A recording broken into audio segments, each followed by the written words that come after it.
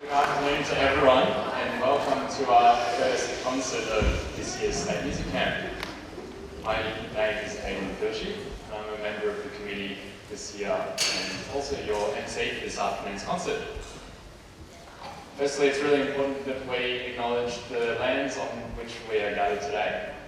It's the land of the Wurundjeri people of the Eastern Kulin Nation, and we are actually just joining what is a really long tradition of music and dance and culture on this land. The First Nations people have communicated and passed down knowledge through generations over thousands of years, and they've done this through songlines. And what we're doing today kind of pales in comparison, but I guess you could say that we are continuing this tradition of communicating and connecting through music. So I would like to pay my respects to elders past, present and emerging. So this year's my first year on the State Music Camp Committee, and I guess you could also say that I'm joining a long history of music education. State Music Camp started here at Melbourne Grammar School actually in 1962, and since then there have been countless young musicians who have come through the ranks and learned valuable music skills along the way through their experiences here.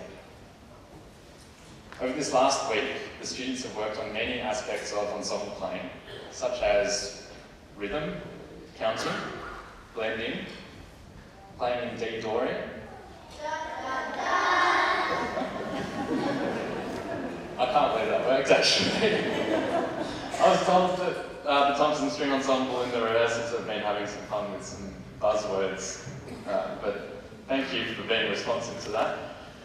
I'll just adjust my glasses. Oh. Does anyone else wear glasses?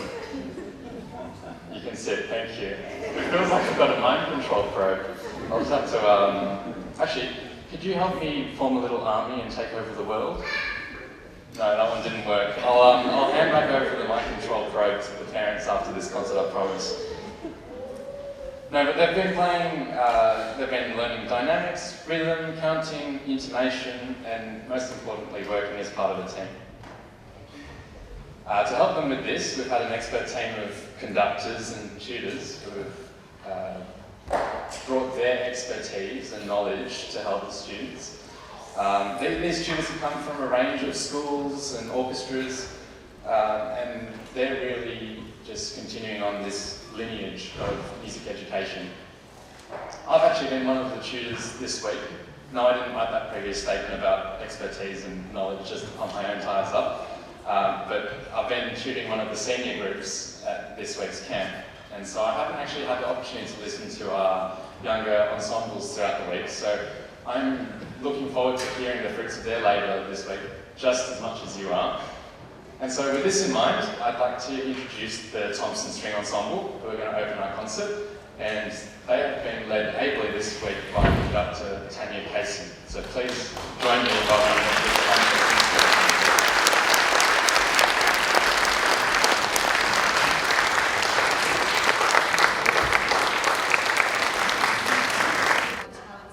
Technology. I won't speak for too long. I just wanted to let you know what we've been doing this week in terms of storytelling. Music is an amazing vehicle for expression, for understanding and for understanding our emotions and our thoughts and our feelings. And I find working with young children a very useful tool is to incorporate picture books and stories. So this week we have been working on a program that is the soundtrack to a very old Australian poem, Mulga Bill's Bicycle.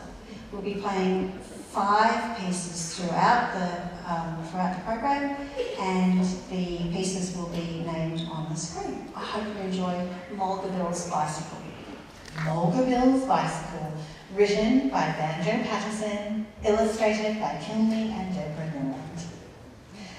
'Twas Mulga Bill from Eagle Hawk that caught the cycling craze. He turned away the good old horse that served him many days. He dressed himself in cycling clothes, resplendent to be seen. He hurried off to town and brought a shining new machine.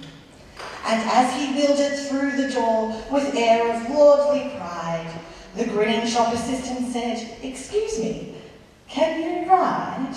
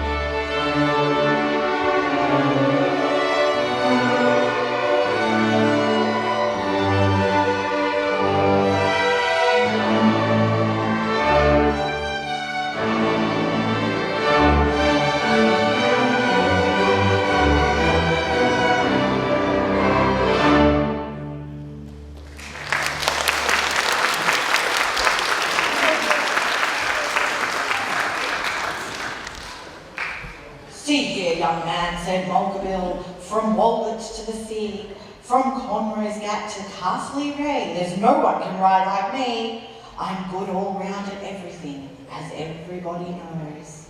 Although I'm not the one to talk, I hate a man that blows. But riding is my special gift, my chiefest sole delight. Just ask a wild duck, can it swim? A wildcat, can it fight? There's nothing clothed in hair or hide, or built of flesh or steel. There's nothing walks, or jumps or runs, on axle, hoof or wheel. But what I'll sit, while hide will hold, and girths and straps are tight.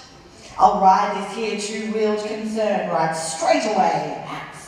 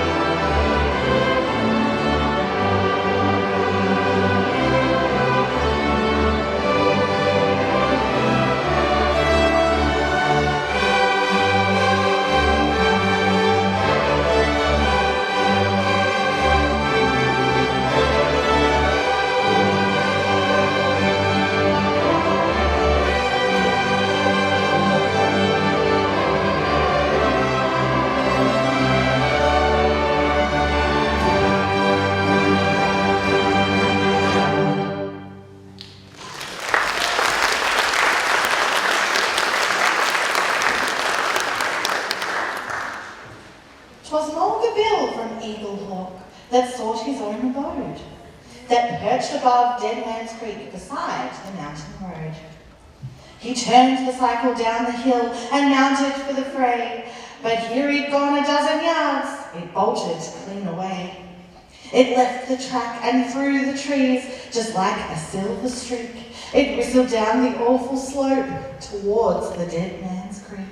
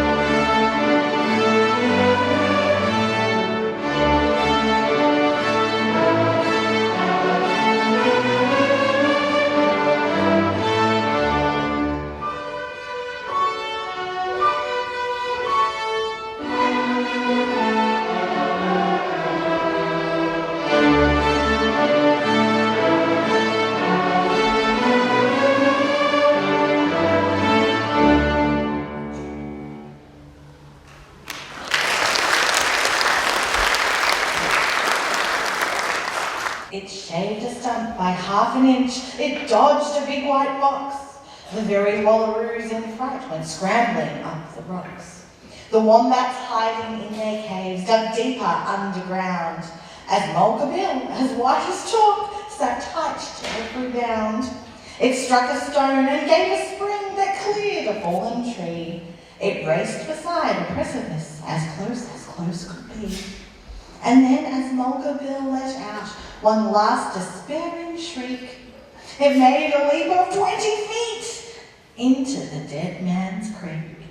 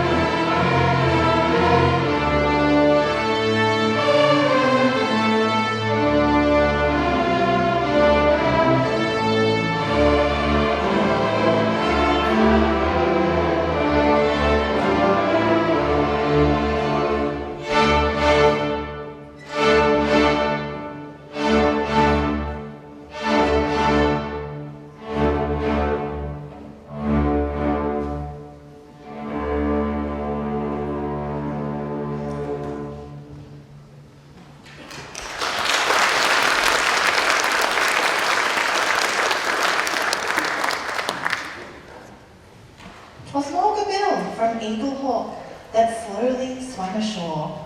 He said, I've had some narrow shaves and lively rides before. I've rode a wild bull round a yard to win a £5 bet. but this was the most awful ride that I've encountered yet. I'll give that two-wheeled outlaw best. It's shaken all my nerve to feel it whistle through the air and plunge and buck and swerve. It's safe at rest in Dead Man's Creek. We'll leave it lying still. A horse's back is good enough henceforth for Mulga Bill.